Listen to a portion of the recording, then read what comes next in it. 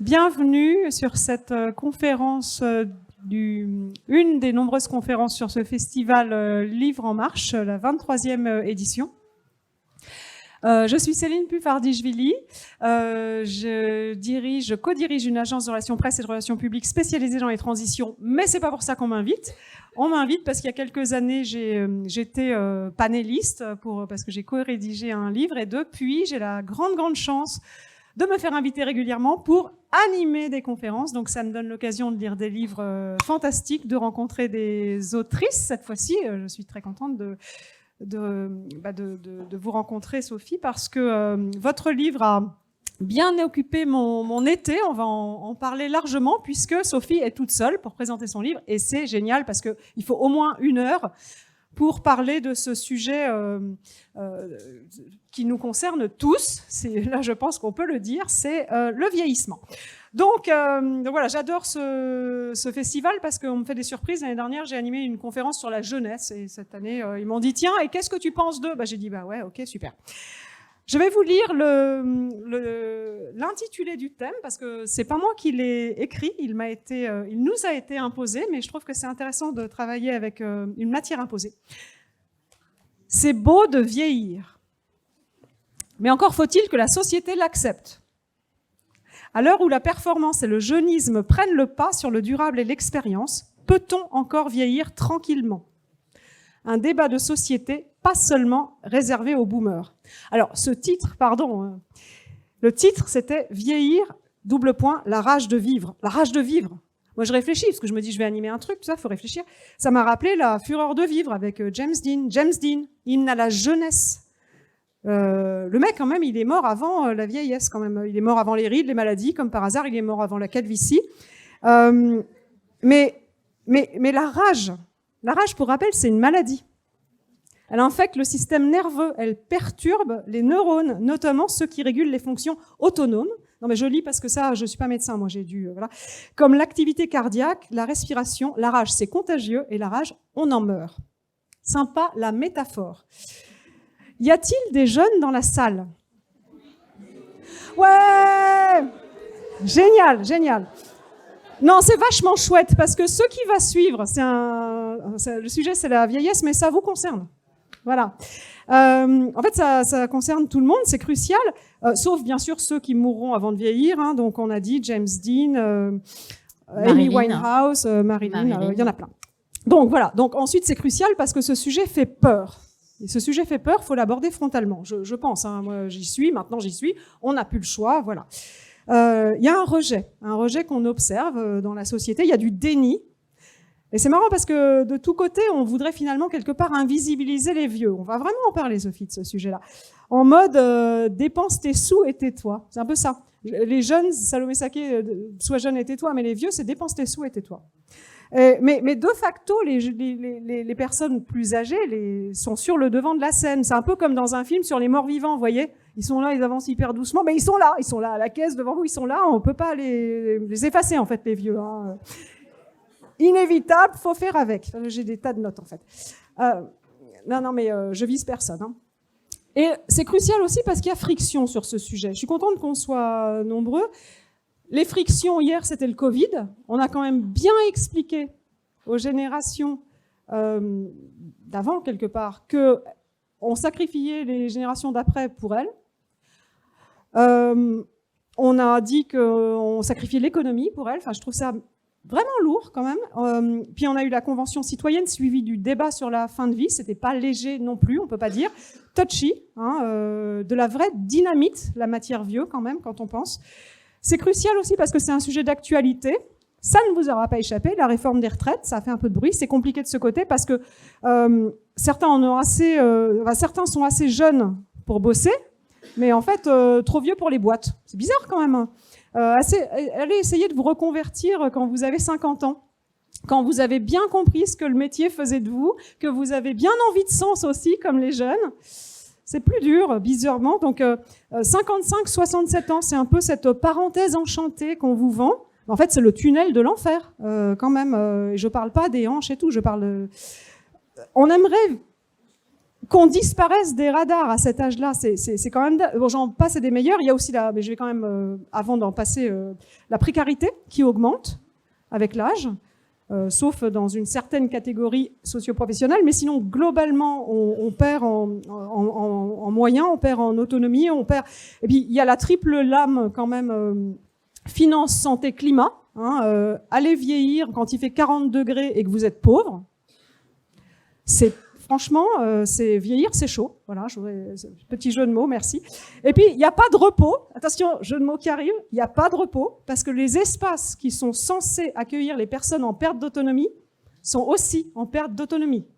Les EHPAD, aussi c'est vieillissant. Donc voilà, amis poètes et humour. Voilà. Bon, donc vieillir bien, ce serait trouver sa place, enfin, et que la société l'accepte. Non mais on croit rêver, franchement, mais c'est l'énoncé, j'invente rien. Donc c'est quelque part un combat aussi, et c'est de ça dont on va parler. Et c'est encore plus un combat, pardon, mais quand on est une femme, je suis contente qu'on n'ait pas la parité là aujourd'hui, toutes les deux. Je suis très contente. Voilà, donc on vieillit dans nos corps, on vieillit sur nos peaux, dans nos os, on vieillit à l'intérieur, mais on vieillit surtout dans le regard des autres. Le miroir qu'on nous tend, c'est quand nous qui vieillissons, je dis nous parce que voilà, c'est pas le nôtre, c'est celui de la société, c'est un miroir déformant, c'est un miroir vieillissant. Donc voilà, après avoir lu les livres, parce que oui, on était censé être plusieurs, et il y avait d'autres auteurs qui étaient là, mais on est toutes les deux, et c'est pas plus mal. À la place de vieillir la rage de vivre, une fois que j'ai lu tous les livres, j'avais envie de tordre le titre de cette conférence et de dire « Vivre la rage de vieillir ». Je laisse rage, mais voilà. Donc, Sophie, je vais te passer complètement le micro parce que tu vas nous parler de ton livre et tu vas un peu nous lire ton livre. Je suis très contente qu'on ait plus le temps pour toi et pour ton sujet. Tu es journaliste et romancière. Tu as un point commun avec moi, la Lorraine. Eh oui, tu es une femme de musique, de théâtre, de fiction, de radio. Tu as écrit beaucoup de romans, des romans noirs aussi. Et tu as écrit Obsolète, qui est une fausse utopie, qui est une vraie dystopie, qui tord le concept utopie-dystopie. Au bout d'un moment, je savais plus trop, c'était pas évident. J'aimerais en dire beaucoup de bien, parce que pour moi, c'est du niveau de La Servante écarlate de 1984 et du meilleur des mondes. Rien que ça. Donc vous le lisez, puis après on en parle. Mais il y a peut-être des gens qui l'ont lu. Est-ce que quelqu'un l'a lu déjà ? Eh ben, vous allez tous le lire, et après on en parle. C'est très bien, je vais avoir à peu près le nombre de livres que vous êtes présents là. Voilà. Achetez-le chez vos libraires, pas sur les grandes plateformes, on est d'accord. Donc, on n'a pas hâte de vivre dans ce monde que tu décris, et néanmoins, on y est déjà, d'une certaine façon. Si tu n'es pas d'accord, tant pis, parce que c'est mon avis.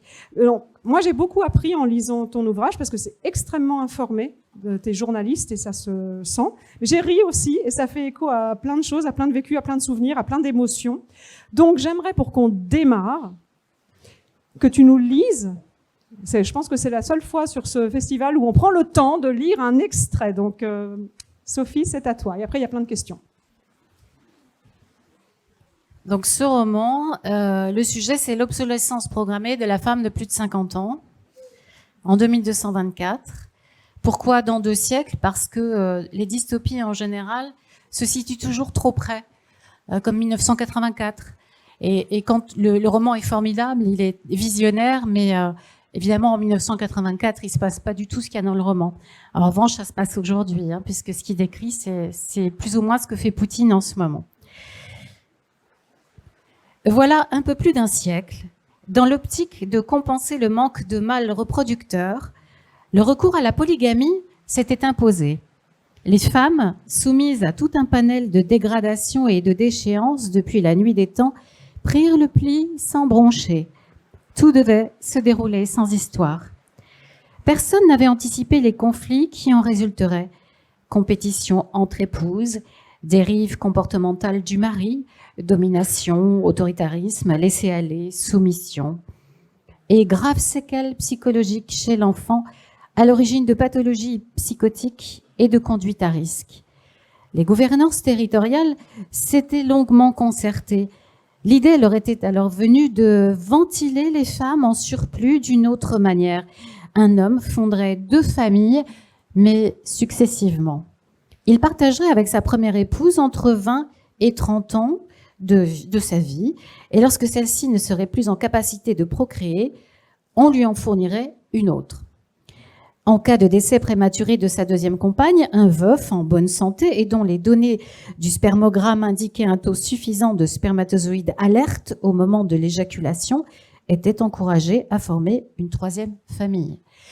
Dès lors, les enfants, jusqu'alors élevés dans un climat conflictuel, cessaient d'être manipulés ou instrumentalisés. Moins de frustration affective, de jalousie ou de rejet, une séparation définitive plus douce, l'amputation se faisait presque sans douleur. L'autre avantage de cette option était lié à l'état de nos ressources. La planète ne se repeuplait pas trop vite, mais proportionnellement à ce qu'elle était en mesure de fournir pour nourrir le reste de l'humanité, répartie sur les terres encore habitables. Bon an, mal an, l'équilibre se rétablissait. La difficulté que rencontraient les couples à procréer plus de 2 enfants arrangeait bien les choses. Afin de favoriser le brassage et d'éviter les problèmes de consanguinité, fils et filles étaient incités par un système de dotation à choisir leur partenaire, féminin ou masculin, dans un autre village, ou bien à changer de territoire. Personne dans ce monde ne prenait alors la mesure de ce que le grand recyclage faisait aussi peser sur les hommes. Du retrait, on ne voyait que l'avantage, l'opportunité d'une nouvelle vie avec une femme plus jeune et féconde, une idée digne d'un génie qu'on aurait laissé mariner trop longtemps dans sa lampe. Un retrait, vous dézinguez une famille en plein vol. À peine 1 mois pour se remettre en selle. Il fallait reconstruire vite sur des lieux traumatisés par l'absence. La marque que laissait une retirée subsistait dans l'air, imprégnait les âmes, craquelait les cœurs. Quoi qu'il en soit, les hommes affronteraient l'épreuve. Ils avaient vu pire. Et le bracelet modérateur d'humeur les y aiderait. Sur cet accessoire thérapeutique reposaient les 2 plus grandes croyances que notre société avait investies, la capacité de résilience des réattribués et leur faculté à se laisser guider par leur sexualité. Comme on relance un ordinateur après une mise à jour, on comptait sur les hommes pour redémarrer leur vie en 2 temps, 3 mouvements. On oubliait juste un détail en rapport avec l'échelle du temps. Ces hommes étaient aussi des fils, des petits-fils et des arrière-petits-fils, comme mon père. Nous sommes de glaise, malléables et protéiformes, à sécher nos cœurs et nous nous briserons tel du verre. Merci Sophie. Ouais, je crois qu'on peut l'applaudir.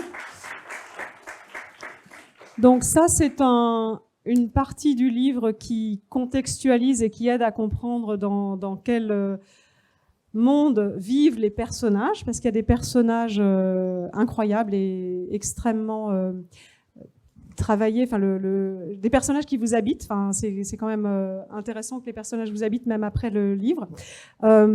J'ai une première question pour toi, pour qu'on sache d'où on part et qu'on se connaisse un peu mieux.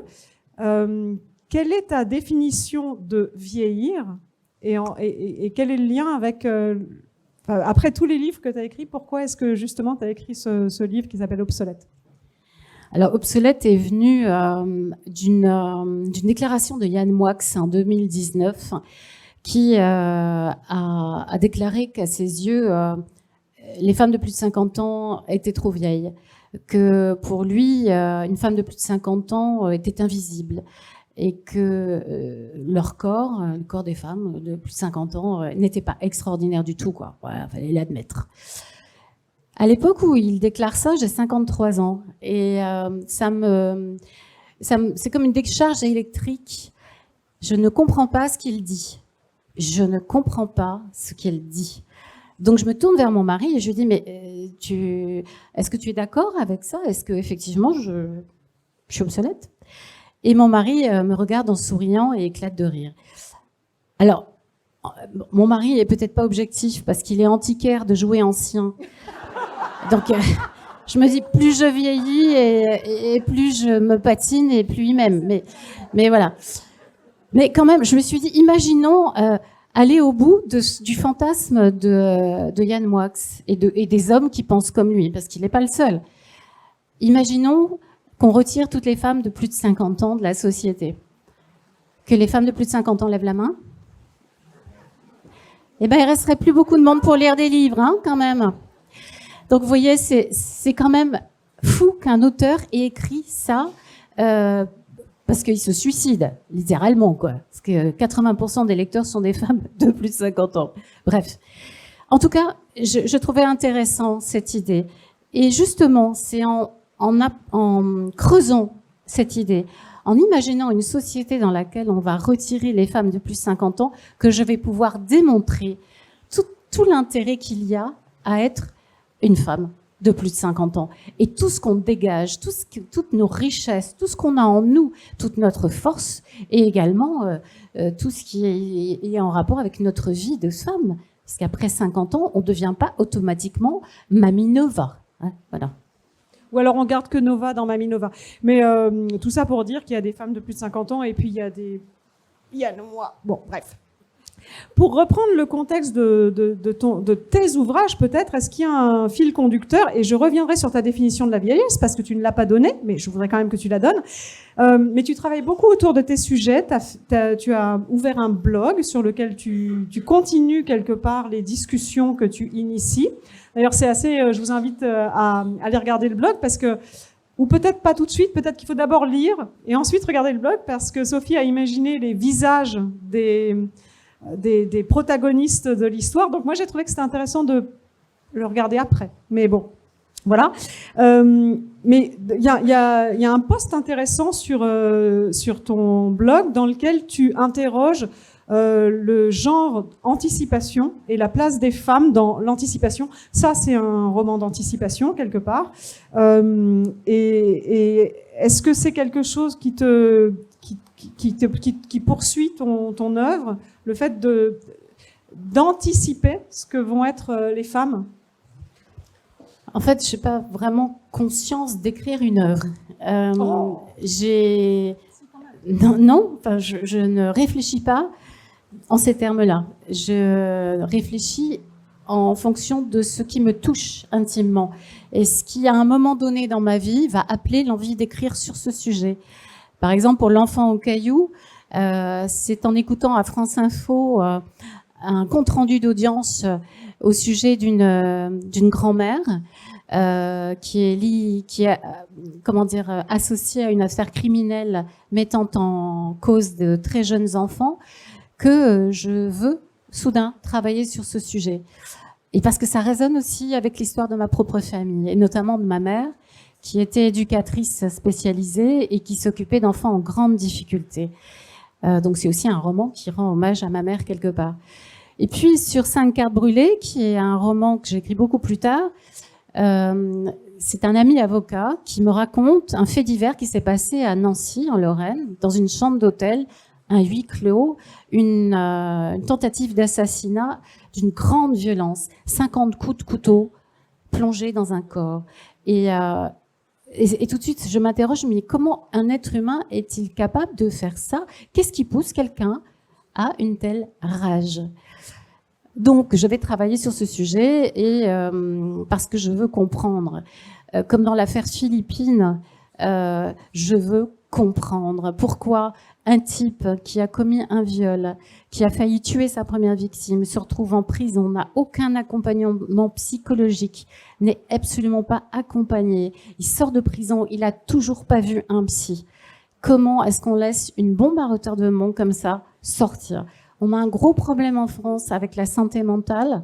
Et ça, c'est la problématique principale de la société. On prend en compte les douleurs, les maux physiques, mais on ne tient pas du tout compte de ce qui se passe dans nos têtes. Et là, ça rejoint la thématique de la table ronde qui est la vieillesse. Je suis aujourd'hui vraiment plongée dans cette problématique par le biais de mes beaux-parents qui ont 88 ans et qui se sont retrouvés en l'espace de quelques semaines à quitter leur appartement, à aller en urgence à l'hôpital, puis en EHPAD, puis au cimetière. Ça a été violent, rapide et avec des atteintes mentales très graves. Donc, il n'y a pas d'accompagnement sur ce type de pathologie. Et Je pense que la problématique de la vieillesse aujourd'hui, elle est là. C'est qu'on n'accompagne absolument pas l'état d'esprit. Et on est comme lâché, soudain. La société se désintéresse de nous parce qu'on est un peu plus...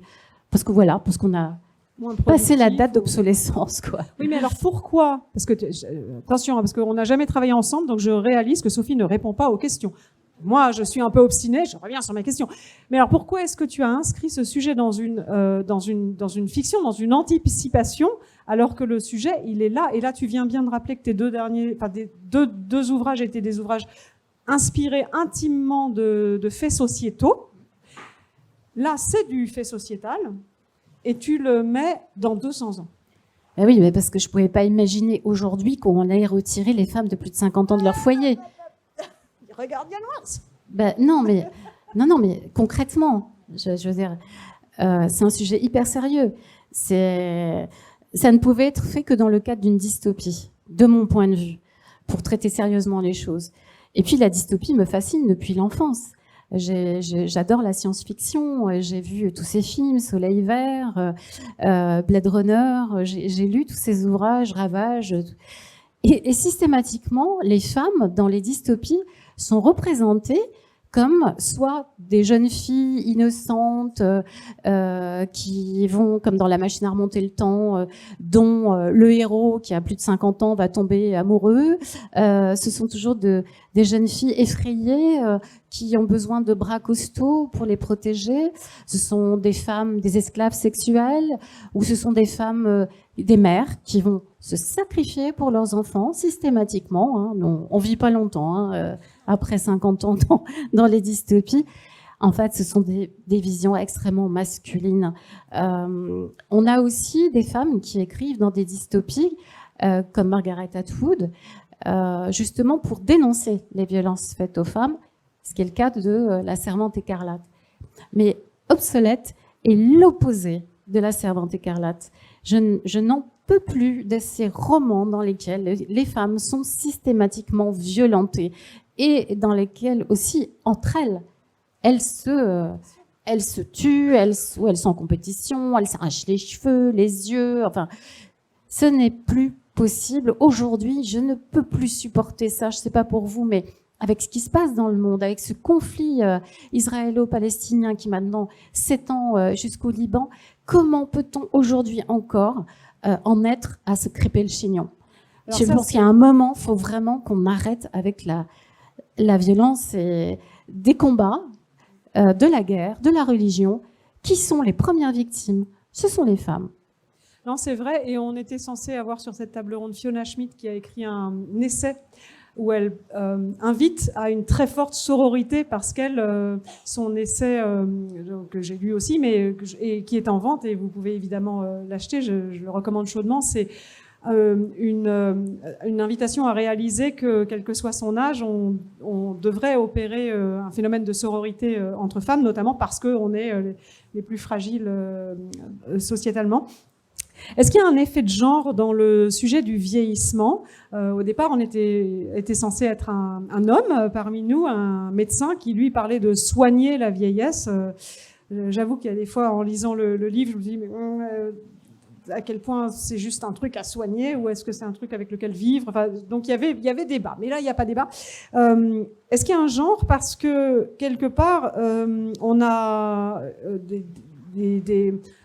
physiquement, hormonalement, peut-être dans les fonctions assignées par la société, un autre rôle et peut-être donc un autre effet sur le vieillissement. Alors toi, tu as parlé de ces femmes retirées. Néanmoins, les hommes, il y a toute une partie où on parle aussi des effets sur les hommes qui sont peut-être plus invisibilisés, comme ici. On parle moins de l'andropause que de la ménopause. C'est vrai, mais est-ce qu'il y a un biais de genre pour le sujet du vieillissement pour toi? J'avoue que je ne comprends pas trop ta question. Trop grosse question, c'est ça? Non, mais elle ne s'adresse pas à moi. Ce que je peux dire, c'est que j'ai rencontré l'auteur avec lequel on devait débattre ce soir. J'ai fait ce débat à Nancy il y a 15 jours. Et ce chercheur à l'INSERM me disait, nous, on essaie de combattre le vieillissement. Et on a trouvé une molécule, on a trouvé le moyen de retarder le vieillissement chez l'homme. On pourrait dès à présent le mettre sur le marché, mais ça n'intéresse pas les labos. Alors pourquoi ça n'intéresse pas les labos? Parce que le vieillissement, si on le retarde, eh bien c'est autant de maladies qu'on va retarder. Et les labos se font du pognon avec les maladies. Donc ils n'ont pas intérêt du tout à reculer le vieillissement. Ce qu'il m'a dit aussi, qui était très intéressant, c'est que lui réfléchissait à la possibilité pour les femmes, puisque nous avons toutes constaté après 50 ans qu'on prenait un sérieux coup de vieux à ce moment-là. Après, on va rattraper les hommes. Hein. Mais à ce moment-là, il est vrai qu'on a... en général, on prend du poids, on se reconnaît plus, certaines perdent leurs cheveux, on a des bouffées de chaleur, on se transforme en machine à vapeur. Nos gynécos se désintéressent totalement de nous parce qu'on ne fait plus de bébés et en général, les gynécos sont plutôt portés sur la fertilité que sur l'accompagnement de la ménopause. Personnellement, j'ai mis 2 ans à me réguler. 2 ans à plus savoir comment m'habiller, quoi, hiver comme été, et avec des hauts et des bas, puisque nos hormones font leur tsunami.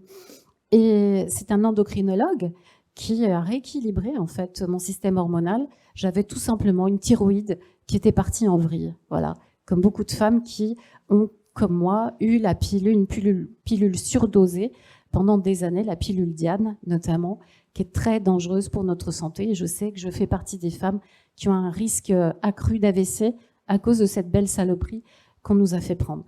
Donc, je sais plus ce que je disais. Oui, alors donc, il voulait reculer la ménopause. Il me dit, voilà, l'idéal, ce serait qu'on recule la date de ménopause pour les femmes.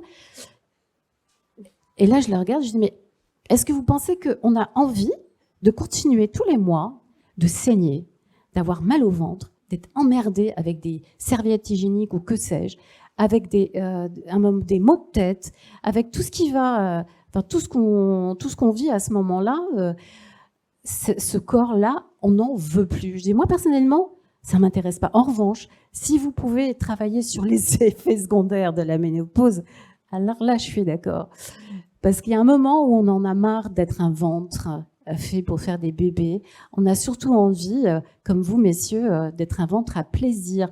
On veut vivre notre sexualité et pas forcément être là, un objet qui est fait pour faire des enfants. Moi, j'en ai 2, c'est bien, ça suffit. Une grande, 29 ans, un gamin de 17, c'est très bien. J'en veux pas plus. À eux de faire le boulot maintenant, s'ils veulent. Ou pas, parce que ça, c'est un choix aussi. Et voilà. On parle de mieux vieillir et de société. Est-ce que la position qu'on accorde à la personne qui vieillit, évidemment, est importante pour savoir si on va mieux vieillir ou si on va souffrir de vieillir? On sait bien que là, aujourd'hui, tu dis que quand on n'est plus reproductif, finalement, on est un peu accessoire, donc obsolète. Ça n'a pas toujours été le cas. Dans certaines sociétés, l'aîné, c'est le sage, il est vénéré, il est écouté, il est respecté. Or, le traitement sociétal de ce sujet est pas terrible. Hein.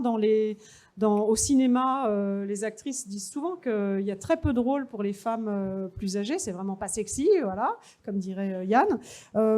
Est-ce que ça, maintenant que plus de femmes prennent la parole et osent poser des mots et s'indigner, est-ce que c'est en train de changer? Est-ce que toi, tu penses que sociétalement, c'est en train de changer ou on continue dans une forme de jeunisme exacerbé? Le fait de pouvoir en parler ensemble naturellement aujourd'hui, comme ça, de prononcer le mot règle et ménopause, par exemple, c'est énorme.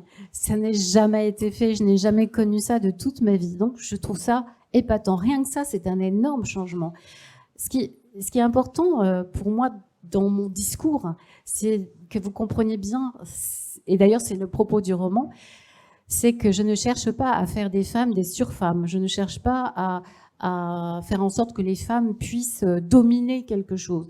L'idée de pouvoir et de domination sont des choses qu'il faudrait proscrire de la société. Aujourd'hui, les hommes ont ce pouvoir qui se sont attribués depuis la nuit des temps. Ça remonte au néolithique, quand les hommes ont décidé de cultiver la terre et non pas de prendre ce que la nature leur offrait. En cultivant la terre, ils ont dominé la nature. Et en dominant la nature, ils ont créé des lieux où ils se sont sédentarisés. Et pour protéger ces villages, ces ébauches de villages, eh bien, on a commencé à dresser des palissades et à protéger les femmes qui étaient ces ventres qui permettaient de faire des bébés. Avant, les femmes chassaient avec l'homme. On était absolument égaux. On mangeait ensemble, on faisait tout ensemble, c'était top. Mais absolument où il y avait d'autres villages et d'autres hommes qui venaient peut-être chercher ces femmes, on est devenu un objet à protéger et on est devenu un objet de possession et de pouvoir. C'est là qu'on a tout perdu, mesdames. C'est là qu'on est devenu, comme la nature, un enjeu de pouvoir. À partir du moment où on demande l'égalité avec les hommes, on ne demande pas le pouvoir. C'est ça le truc qui fait très peur aux hommes. On n'en veut pas. Ce qu'on voudrait, c'est qu'on oublie cette notion de pouvoir, qu'on soit vraiment égaux, qu'on puisse vivre ensemble. On ne cherche pas à vous détrôner, on ne cherche pas on veut voilà, prendre des décisions ensemble, améliorer les choses ensemble, réfléchir à notre futur ensemble. Voilà. Alors ça, c'est un peu le monde des bisounours de Sophie. Ça se passe pas du tout comme ça quand on veut partager le pouvoir. Quand on parle pas du sujet homme-femme. Non, mais je viens de dire on n'en voulait pas. Tu parles de partager le pouvoir. Je viens de dire non, on n'en veut pas. C'est pas l'idée de partager. C'est l'idée d'être égaux. De créer une société dans laquelle le pouvoir n'a plus lieu, n'a plus cours. Ouais. Mais c'est pour ça que je plaisante en disant bisounours, parce qu'on est toutes les deux et que je suis complètement d'accord avec toi. Mais dans l'intitulé de cette conférence, parce qu'il faut quand même qu'on s'y colle un peu, sinon je vais me faire gronder, il y a le mot rage. Est-ce que les personnes vieillissantes, parce que là on parlait homme-femme et c'est vrai qu'il y a le double prisme femme vieillissante, mais est-ce qu'il faut que les personnes vieillissantes attendent que d'autres décident à leur place de leur position dans la société? Est-ce qu'il faut que les politiques s'emparent du sujet? Donc on en parlait. Est-ce qu'il faut que le corps médical, là tu parlais quand même d'un homme qui parlait du ventre des femmes, est-ce qu'il faut que les jeunes remettent les pendules à l'heure? Et les jeunes, heureusement, s'investissent. On a vu que dans le débat des retraites, il y avait beaucoup de jeunes dans les rues, et donc les opposants disaient « Ouais, mais qu'est-ce qu'ils font là? Ils devraient bosser, c'est pas eux les concernés. » Si, c'est eux les concernés, justement, ça s'appelle ça, prévoir. Est-ce qu'il faut un syndicat pour les vieux? Non, je pose ça là pour rire, mais quand même. Mais qui représente les vieux en vrai? Comment est-ce qu'on peut convaincre les non-vieux que ça va leur tomber sur le coin de la figure et travailler à vivre mieux? Et là, réellement, c'est un vrai sujet d'actualité. On parle des EHPAD en ce moment, c'est des choix politiques aussi. Oui, alors on s'éloigne beaucoup du roman parce que je traite pas du tout ce sujet dans mon livre. Je parle juste d'une société dans laquelle les femmes, après 50 ans, font le choix de quitter leur foyer, comme je le disais dans l'extrait, pour aller vivre autre chose. Pour ne plus être cette femme au sein d'un foyer, mais voilà, partir à ce qu'on appelle le grand recyclage. Alors, qu'est-ce que c'est dans le roman? C'est ce qu'on découvre dans les dernières pages. Voilà. Mais comment cette société s'organise avec ces femmes qui soudain disparaissent et sont amenées à être remplacées par des femmes plus jeunes? C'est vraiment le propos du roman. Et puis, c'est aussi un roman dans lequel on interroge l'absence de religion. Puisqu'à partir du moment où c'est une société qui a décidé de ne plus parler de religion. Donc, à partir de ce moment-là, on est tous, on croit tous en la même chose. Ça évite pas mal de conflits. Et donc, c'est une société qui se redessine dans la bienveillance. Il y a des cours d'empathie très tôt. Et surtout, ce qu'on donne, c'est la culture, l'enseignement accessible à tous et à toutes. Et dans cette société idéale où il n'y a plus de crime, puisqu'il n'y a plus de raison de tuer son voisin, puisqu'on est d'accord. On est quand même contrôlé hormonalement, donc même si tu étais un peu fâché, tu le ferais pas. On est, en fait, on n'a plus de raison de tuer qui que ce soit. Il y a un crime qui est commis, même 3 crimes. Il y a 3 petites filles qu'on découvre qui sont décédées a priori pas de façon naturelle. Et c'est ça qui va beaucoup interroger l'archéologue Kin Taylor, le mari de Rachel, l'héroïne qui est coiffeuse, parce que je voulais une héroïne normale, pas une femme, une scientifique comme on a souvent dans les dystopies. Et cette confrontation donc à la mort et à la question du crime, qui est ce petit fil qu'on tire et qui va détricoter cette société. Et effectivement, j'ai travaillé sur l'idée d'un bracelet hormonal, le BMH, le bracelet modérateur d'humeur. j'ai eu cette idée, justement par rapport à l'expérience dont je vous parlais tout à l'heure, qui était le fait d'avoir vu que finalement, ma façon de penser, mon corps était totalement dirigé par mon équilibre hormonal. Eh bien, ce bracelet, il abrase les pics d'émotions négatives dans le livre. C'est-à-dire que ça évite qu'on passe à l'acte parce qu'on a une pulsion violente. Si, par exemple, dispute avec son voisin parce qu'il a la musique trop forte, eh bien, on ne va pas le frapper, on va juste aller lui parler tout doucement.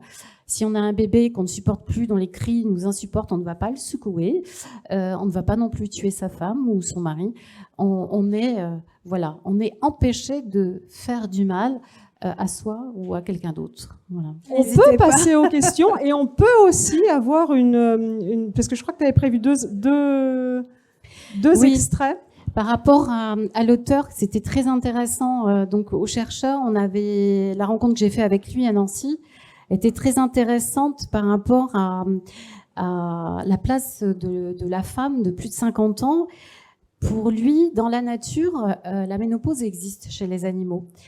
Et on s'est aperçu chez les animaux que lorsque l'animal était ménopausé, donc la femelle va prendre un rôle qui est celui d'accompagner les petits, donc de transmettre des choses aux petits. Donc elle est dans la nature, la femelle est totalement resserrée sur son rôle de mère ou de grand-mère. Et alors il expliquait que c'était la même chose pour les femmes, qu'après 50 ans, la ménopause nous mettait dans cet état-là. Et ça m'a mis, à ce moment-là, ça m'a un peu frappé qu'ils me disent que j'étais une grand-mère, hein, pardon, mais encore une fois, j'ai pas de petits-enfants, que j'étais une grand-mère et que mon but, c'était de m'occuper des petits-enfants. Mais pourquoi on dit pas ça à un grand-père ? Pourquoi on dit pas ça à un homme de 50 ans, qu'à partir de ce moment-là, il doit s'occuper de ses petits-enfants ? Je trouve que c'est aberrant de penser comme ça. Alors j'ai répondu à Monsieur le Maître que je me sentais plutôt comme une baleine. Les baleines, lorsqu'elles sont ménopausées, elles deviennent des guides pour toute la famille baleine, pour les hommes, pour les enfants, pour les femmes. Elles guident. Elles savent où les emmener pour qu'ils aient suffisamment à manger, etc. Ça me correspond bien. Et je pense que ça correspond plus à nous, les femmes de plus de 50 ans. On devient des guides pour nos enfants, aussi nos maris, nos amis, les enfants des autres, dans notre boulot, comme les hommes. On se sent aussi investi de cela. Voilà. Non, mais moi je trouve ça intéressant parce que ça veut dire aussi que vieillir, ça s'apprend, ça se partage en société, ça se discute sur un forum comme ça. Peut-être que c'est des sujets qui devraient arriver à l'école. On sort des JO. Il y a eu une frénésie sur ces sujets-là, mais en fait le sport avec Pierre de Coubertin est arrivé à l'école. Ça a été pris à tous les niveaux de la société. Peut-être que vieillir, ça s'apprend aussi, comme faire du sport. C'est tout à fait pour trouver une place, puisque c'était ça le sujet. Mais je suis complètement d'accord. Passons aux questions, parce que je pense que ça nous concerne tous et toutes, et que vous avez peut-être des questions.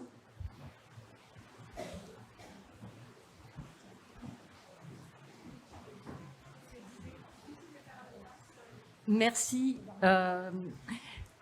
Ce que vous venez de dire m'a fait réagir et je suis entièrement d'accord avec vous. Moi, mes enfants aimeraient que j'ai la place de grand-mère. Or, je suis désolée, je suis une femme. J'ai des expériences amoureuses, quel que soit mon âge. J'aime la vie, j'aime rencontrer les gens. Et pas seulement mes petits-enfants, qui sont adorables, mais qui sont dans leur monde. Et après, ça m'a fait aussi réagir parce que j'ai repensé à un article, c'était dans une revue belge, et le titre était « Pourquoi y a-t-il une vie après la ménopause ?»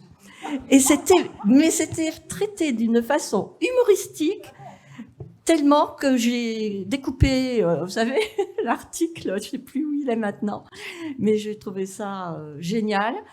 Et c'est à nous, les femmes, à garder notre place et puis à pas se laisser enfermer. Ah, moi, je suis désolée, mais j'ai même eu comment dire, pas un conflit, mais une discussion assez animée avec un de mes fils, qui m'a carrément posé la question, mais maman, ce mec-là que tu fréquentes, tu couches avec lui? Mais je vous jure, alors que... Bravo, madame. Mais oui, je dis, et alors? Et alors? Oh, mais tu vas attraper le sida. Je dis non, non, mais il faut arrêter. Hein. Moi, j'étais responsable du sida à l'époque où on pouvait encore attraper le sida. Il m'a fait rire, mais bon, laissons tomber. Mais je pense que, en fait, on peut tout vivre à tout âge. Et pour moi, les hommes sont... Enfin, je suis mariée avec la même personne depuis 20 ans. Eh bien, plus son corps vieillit et plus je l'aime, plus je le trouve beau, plus je trouve qu'il me correspond. Je suis pas du tout attirée par les corps jeunes, même quand j'étais plus jeune d'ailleurs. J'ai toujours aimé les hommes un petit peu plus mûrs. Mais, enfin, je trouve que... Et je suis tellement heureuse de vieillir avec mon mari. Parfois, il s'inquiète. Il me dit, oui, mais un jour, tu vas trouver un plus jeune que toi. Tu es romancière, tu es connue. J'ai mis ta gueule. Non, non. Je trouve que c'est ça qui est merveilleux. C'est si on a la chance de faire un couple, qu'on soit entre femmes, entre hommes ou en couple mixte, mais c'est ça qui est beau. C'est de s'accompagner, de se tenir la main et puis de s'entretenir. Évidemment, il faut s'entretenir intellectuellement et physiquement. Parce que très vite, on est dépassé, quoi. Donc il faut pas lâcher l'affaire. Ouais. Est-ce que vous voulez que Sophie vous lise un autre extrait? C'est un extrait qui peut peut-être vous intéresser. C'est sur les cellules souches, sur les recherches actuellement sur la jeunesse éternelle. Vivre jusqu'à 120 ans, des professeurs de l'université Stanford y croyaient encore en 2040. Comme les infimes tremblements du soleil aux branches des pins, ils s'accrochaient à l'idée d'une forme d'immortalité. Combattre la vieillesse n'était pas un passe-temps. Cela relevait du plus haut défi qu'un homme pouvait lancer, préserver son corps des marques du temps et d'une atteinte pathologique majeure. Les scientifiques étaient partis d'un simple constat: affections respiratoires, cancer, Parkinson, cardiopathie, troubles vasculaires, Alzheimer. Les maladies étaient majoritairement liées à l'âge. En soignant la vieillesse, on soignait la maladie avant qu'elle ne se déclare. Instantanément, des questions éthiques s'étaient posées. Certains individus méritaient-ils plus que d'autres d'accéder à l'immortalité? Si oui, sur quels critères opérer ce choix? La réponse relevait de l'évidence, le coût du traitement. Au début du XXIe siècle, l'argent concentrait tous les pouvoirs. Il donnait la vie, l'illusion de la beauté, le luxe délectable du superflu, la mort si nécessaire, et garantissait une certaine durabilité. L'argent pouvait tout, nourrir la démence des uns autant qu'affamer les autres. Une pilule anti-âge à base d'hormones de croissance, diverses start-up y croyaient dur comme fer. Sur la côte ouest des États-Unis, à San Francisco, elles convoitaient des fonds d'investissement, offraient champagne et petits fours à des gens fortunés, tout en exposant leurs arguments au dernier étage d'un gratte-ciel. Des millions de dollars investis dans l'industrie du rajeunissement. Si ces généreux donateurs ne croyaient pas tous à la pilule miracle, ils avaient saisi l'intérêt de la chose. En ciblant le vieillissement, on s'attaquait à toutes les maladies. Il y avait là de quoi gagner beaucoup, beaucoup, beaucoup de pognon. À la même époque, à Miami, des cliniques de bien-être agrémentées de jardins faisaient un tabac auprès d'une clientèle soucieuse de son devenir. Sur rendez-vous, elles proposaient des bilans de longévité et des prises en charge personnalisées du vieillissement. On soumettait les patients à toutes sortes de tests, dont certains sont encore pratiqués de nos jours, comme celui qui permet de mesurer l'élasticité des artères.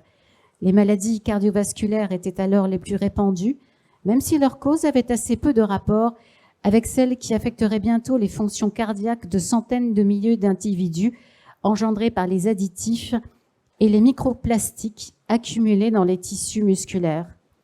En fonction du profil génétique, selon les probabilités que le sujet avait de déclencher une maladie neurodégénérative, on établissait un protocole avec des objectifs ciblés et un traitement par injection de cellules souches ayant pour but de régénérer les articulations, les muscles, la peau et les neurones. Coût du traitement, $100 000 par an. La reprogrammation cellulaire s'opérait aux Bahamas, en Californie, en Arabie Saoudite, à Singapour.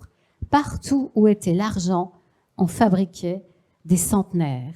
Réinitialiser une cellule de peau chez un septuagénaire, c'était comme utiliser une ardoise magique. On pouvait reprogrammer un gain de vie supplémentaire de 30%, redonner du temps à des gens qui n'avaient rien de particulier à en faire, sinon continuer à s'enrichir et à jouir de leur bonne fortune, à investir dans des produits de luxe, à skier dans le désert et à voler à 10 mètres au-dessus de l'eau en flyerboard jusqu'à 100 ans, voire au-delà.